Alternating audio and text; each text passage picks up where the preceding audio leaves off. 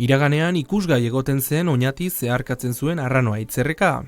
Etxe bizitza gabe, naturarekin gozatzeko beste parada bat izaten zen herritarrentzat, parrokia azpiraino iristen den bidea. 60. hamarkadan ordea lurperatu egin zuten ordura arte herritarrentzat ezaguna zen tokia. Belardia eta erreka, etxe bizitzak eta errepideak ordezkatu zituzten. Ordura arte oinati herriaren zatia zena desagertu egin zen hurrengo hamarkadatarako.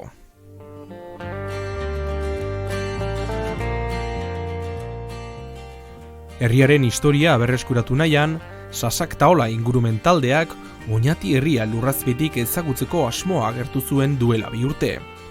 Sasaktaola ekologia politikoaren inguruko talde bezala definitzen dute bertako kideek. Ingurumen problematika ezberdinak gizarteratzeko asmoarekin. Horren baitan, 2 astetik behin asambleak egiten dituzte gaztetxean eta asmoa, hilabetean proposamen bat aurrera eramatea da kasuan kasu. Normalean hitzaldiak eta irteerak izaten dira antolatzen dituzten ekintzak eta horietako bat da oinati herria lurrazpetik ezagutzea. Aurretik, naturreskolatik ere, bertara irteeraren bat eginda zuten arren, herritarrei zabaltzeko asmoa agertu zuten duela 2 urte. Lehen edizioa arrakastatsua suertatu zen, eta oraingoan 2. egitea erabaki dute. Gaztetxe aurrean elkartu gara herritar ugarirekin batera. Oinati ezagutzen dugu, baina gure oinen azpian dagoena hobeto ezagutzeko asmoak eraman gaitu bertara. Aimar Uribesalgo, Sasaktaola taldeko kidea izango da lurrazpiko bidaiaren gidaria. Azalpenak eman dizkigu bidaiariekin aurretik, nondik arituko garen eta bidean zer aurkituko dugun esanez. Errekako ura, etxe bizitzetako ur zikinak eta beste ur zikin batzuen odiak. Beraz, arropa egokia jantzi, material hartu eta bagoaz.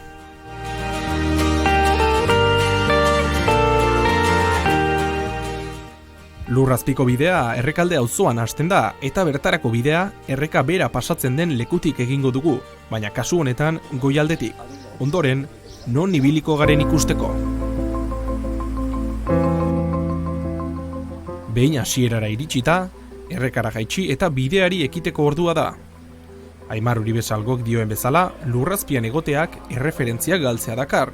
Goitik joan garenean, argi izan dugu nondik gindoa zen, baina behera jaitsitakoan, denbora eta espazioak aldatu egiten dira.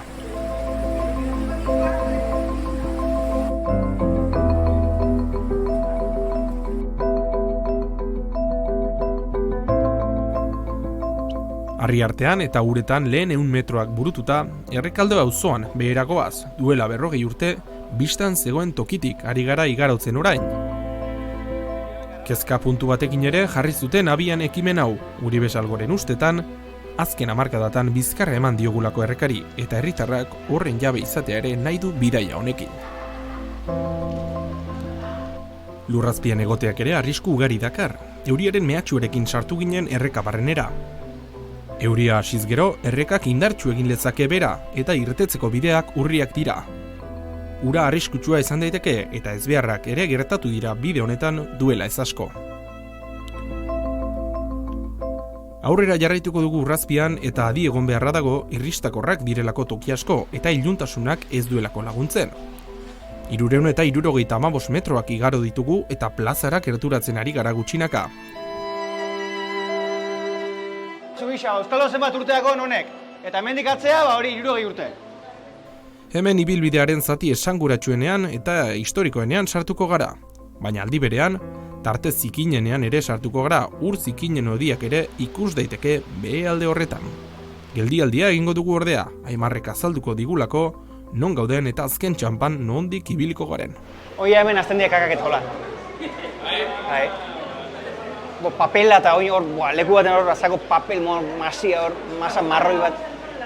Zementua bukatu egin da eta aspaldiko azpiegituri azten da arrisak eta hola dira. Eta da tramua bebai, oin gutxi gora bera, ez dakit, batzoki azpixan, plazako etxien azpixan gauz.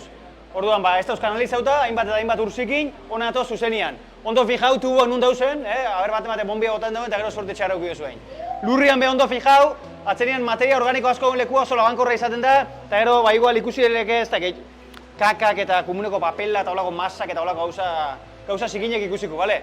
Hori eta gero oterikoa beste tramo bat, plaza azpixa izango gana, plaza azpixa normalean txutxeixan paketik eta asko egoten dira, lehen ez fijau zen hau zen, eta gero jaukoa momentu bat, gure parian, Ubao errekia gurutzatu ingo dela. Ja horrengo inateke, nola, bai, ikastola azpixan. Ikastola parian, aurretxu hortan.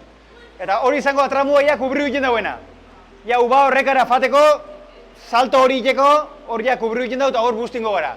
Hor lehenengo eskumatara fango ga, zatik, eskumatan dauelako, klaustrua, klaustruan azpixa. Klaustrua barruan dago ez du ikusiko. Bale, eta gero beste kaldea fangoa frontoiutz urteteko kanpoa. Animo! Eremu zailean sartu gara beraz, eta adi-adi aritzeko lekua da.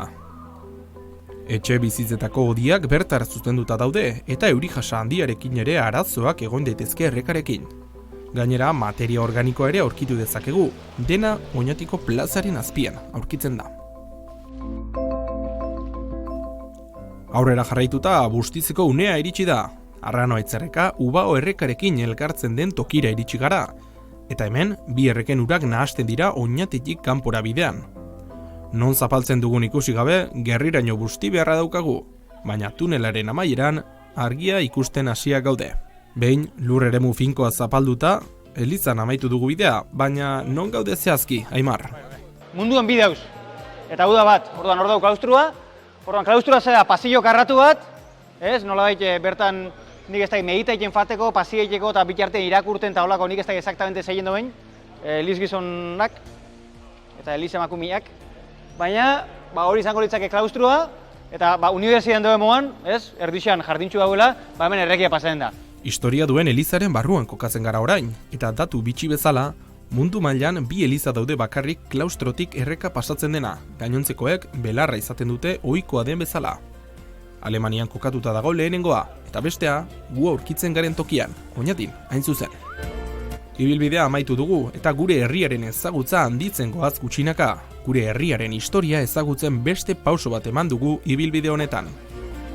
Arrakasta izan du oraingoan ere lurrazpiko bidaiak, eta ziur, hurrengo batean ere, Sasak Taola ingurumen taldeak beste ibilalde bat prestatuko duela Oñati herria lurrazpitik ezagutzeko.